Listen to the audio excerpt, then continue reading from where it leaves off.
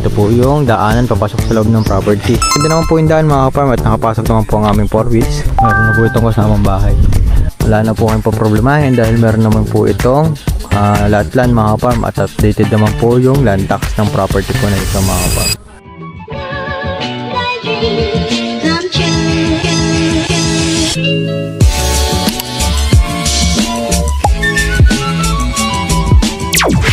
So yun, magandang umaga po sa ating lahat mga kaparm, mga palibagong araw, palibagong property na naman po ang bibisitahin natin ngayon. Bali meron tayong bibisitahin property na may sukat po na 2 hektarya. At ang property po na ito ay along Barangay Road. Yun nga lang po ay hindi pa po ito cemented road mga kaparm. Ito pa po ay rough road pa po. Pero may mga tambak na po yan kaya hindi po ganoon kahirap daanan ng mga sasakyan o motor itong property na to. Bali ang property na to ay sa kabila lang po, hindi na po kasama to. Ito lang po isa side na to. Bali yun po yung mismong property. Itong property na to mga kaparm ay may frontage po na higit 100 meters po o 120 meters more or less na po yun mga kaparm. So yan mga kaparm, tara bisitahin natin yung property. So yan mga kaparm, bali ito daw po yung mangga na yan, nilulo po na yan. Yan daw po yung mismong boundary ng property. Yan.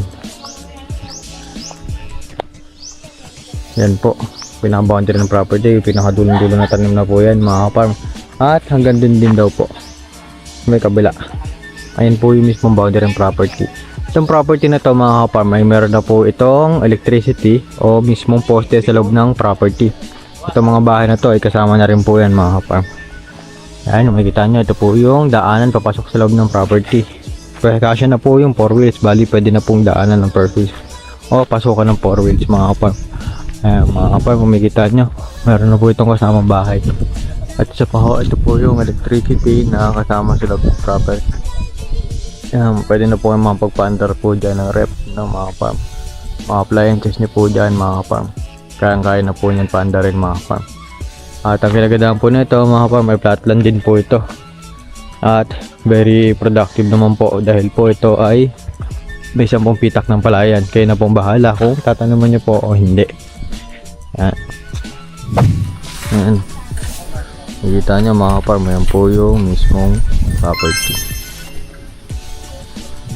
So ayan mga farm, bali ito po yung pitak ng palayan niya mga farm.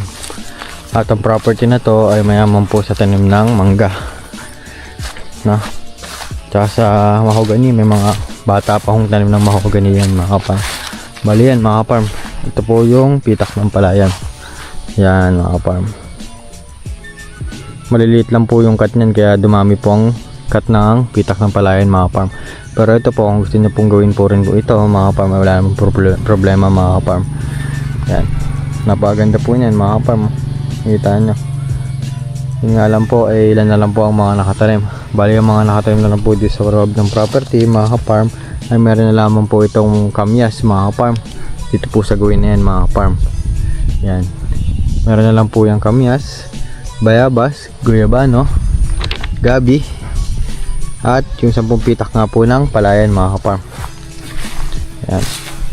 Ayan po yung mismong property. Ayan mga kaparm. Meron pa ho yung mga saging. Sa niyog naman po, meron pa ho yung mga kulang-kulang 100 mga kaparm. 100 kapuno na lamang po. Dahil mas marami po ang tanim po dito ng mga mangga ng mga farm. Meron din po itong tanim na dalandan po ba ito o kalamansi. Ito. Ayan. May tanim po siyang kalamansi mga farm. Po yung tanim na kalamansi. Bali itong property po na ito, ang source of water po ay nawasa o galing sa munisipyo po yung source of water na itong property po na ito mga farm. Mas mabigat ka.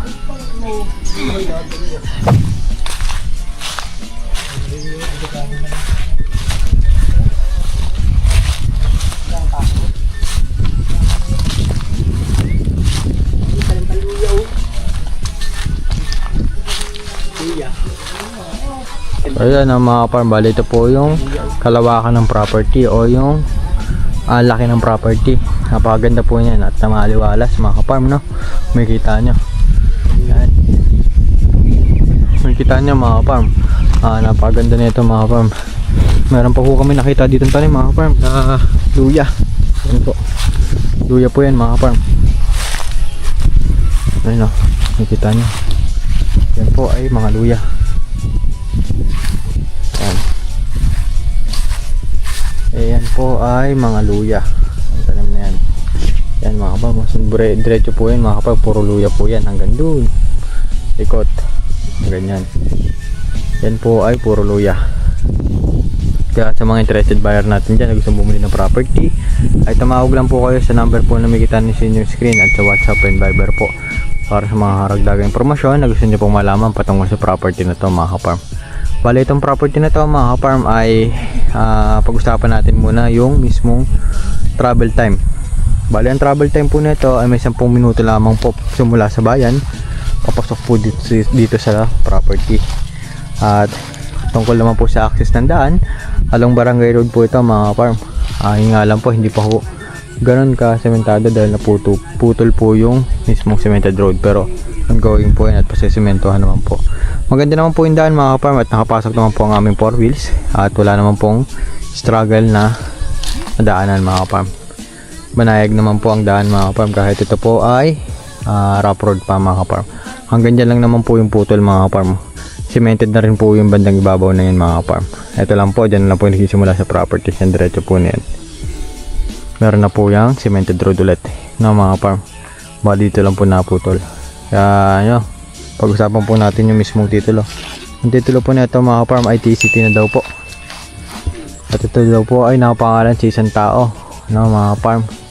Wala na po kayong paproblemahin dahil meron naman po itong lot plan mga farm at updated naman po yung land tax ng property po na ito mga farm. Kaya mga buyer natin na gusto mag-invest ng property dyan mga farm, tawag lang po kayo. Mag-message naman po kayo sa aming Facebook account na Prezi Rosario mga farm para mabilis po namin masagot ang inyong mga inquiry patungkol sa property po na ito. O sa mga gusto magpa-ocular visit, magpa-schedule lang po lamang kayo sa amin mga farm para hindi po tayo magkakasabay-sabay ng mga mag-ocular visit mga farm. So yun lamang po mga farm. Magpalang araw po sa ating lahat. God bless all po mga farm.